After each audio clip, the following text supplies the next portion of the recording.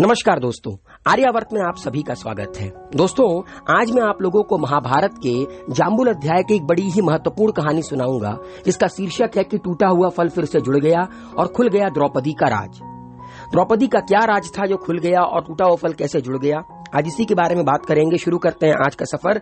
मगर सफर की शुरुआत से पहले ये डिस्क्लेमर जरूर पढ़ लीजिएगा। दोस्तों, ये वो वक्त था जब द्रौपदी पांचों पांडवों के साथ 12 वर्ष का वनवास और 1 साल का ज्ञातवास काट रही थीं।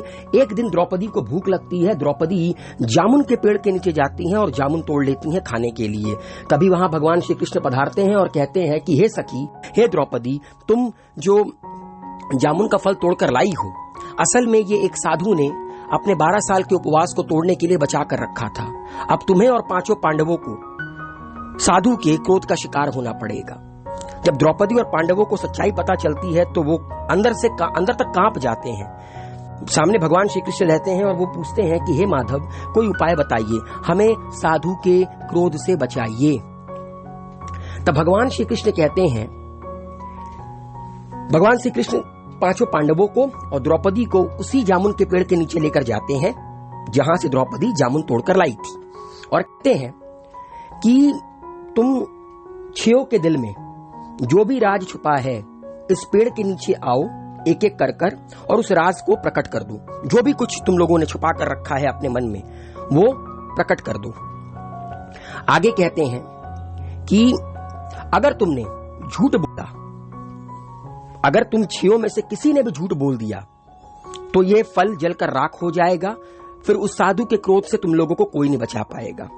और अगर तुम में से हर कोई सच बोलेगा, तो धीरे धीरे करते हुए जो जामुन का फल है, ये पेड़ पर दोबारा लग जाएगा।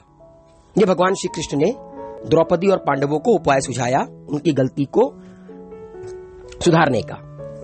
अब एक एक कर पांडव और द्रौपदी उस पेड़ के नीचे आते हैं और अपने राज बताते हैं। सबसे पहले युधिष्ठिर आते हैं, पांडवों में ज्येष्ठ, और कहते हैं उस पेड़ के नीचे आकर, जो उनके मन में रहता है कि दुनिया में सत्य, ईमानदारी, सहिष्णुता का प्रसार होना चाहिए, जबकि बेईमानी और दुष्टता का सर्वनाश होना चाहिए। आगे कहते हैं कि हमारे साथ जो भी बुरा हुआ, हमें जो भी यातनाएं सहने को मिल रही हैं, ये सब कुछ द्रौपदी के कारण हुआ है, इसकी जिम्मेदार द्रौपदी है। और यह युधिष्ठिर ने उस पेड़ के नीचे आकर कहा अपने मन की बात, और युधिष्ठिर ने बिल्कुल सच बोला था जो उनके मन में था।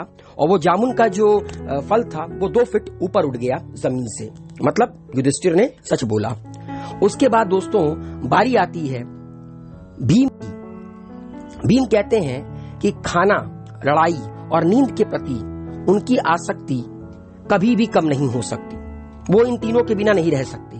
आगे कहते हैं उस पेड़ के नीचे अपने मन की बात कि मैं धृतराष्ट्र के सभी पुत्रों को मार दूंगा।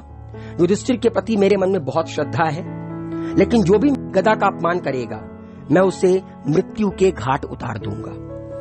भीम भी बिल्कुल सत्य कहते हैं। 2 फीट फल और ऊपर उठता है। फिर गांडीवधारी अर्जुन पधारते हैं और अर्जुन कहते हैं कि प्रतिष्ठा और प्रसिद्धि मेरी जिंदगी में सबसे ज्यादा मुझे प्रिय है।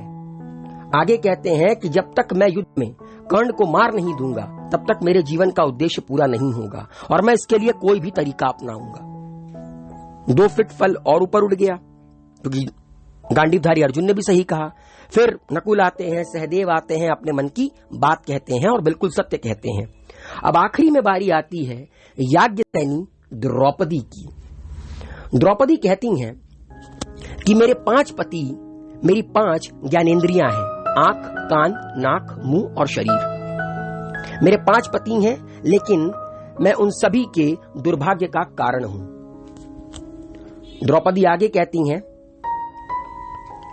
अच्छा, द्रौपदी जब ये कह देती हैं तो वो फल उसी तरफ जितना ऊपर उठ चुका था उसी तरह रहता है। मतलब द्रौपदी के मन में कुछ और बात थी जो द्रौपदी अभी तक कह नहीं पाई थी। तो भगवान श्री कृष्ण कहते हैं कि अभी तुम्हारे अंदर और भी कुछ बात है, कुछ राज है ऐसा जो यहाँ पे खड़े किसी को भी नहीं पता है।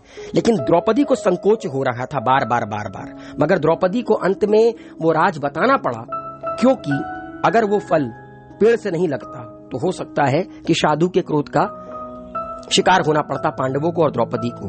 तो द्रौपदी कहती हैं अंततः कि मैं अपने पति से प्यार करती हूं, लेकिन मैं किसी छठवें पुरुष से भी प्यार करती हूं, मैं कर्ण से प्यार करती हूं। अगर मैंने कर्ण से विवाह किया होता तो शायद मुझे इतना दुख नहीं झेलना पड़ता, तब शायद मुझे इस तरह के कड़वे अनुभवों से होकर नहीं गुजरना पड़ता। और द्रौपदी के ऐसा कहते ही, द्रौपदी के सत्य बोलते ही वो जामुन का फल जाकर पेड़ से लग जाता है और पांचों पांडव और द्रौपदी के मन में जो बातें छिपी हुई थी, जो राज छुपे हुए थे, वो सबको पता चल जाता है। अब हो सकता है कि आप में से बहुत सारे लोग कहेंगे कि ऐसा कैसे पॉसिबल है। देखिए, मैंने क्या बोला, मैंने जाम्बुल अध्याय से कहानी आप लोगों के लिए लेकर आया हूं। इसकी सटीकता या विश्वसनीयता की गारंटी मेरी नहीं है, मैं सिर्फ जानकारी के तौर पर लेकर आया हूं। उम्मीद है आज का सफर आप लोगों को अच्छा लगा होगा।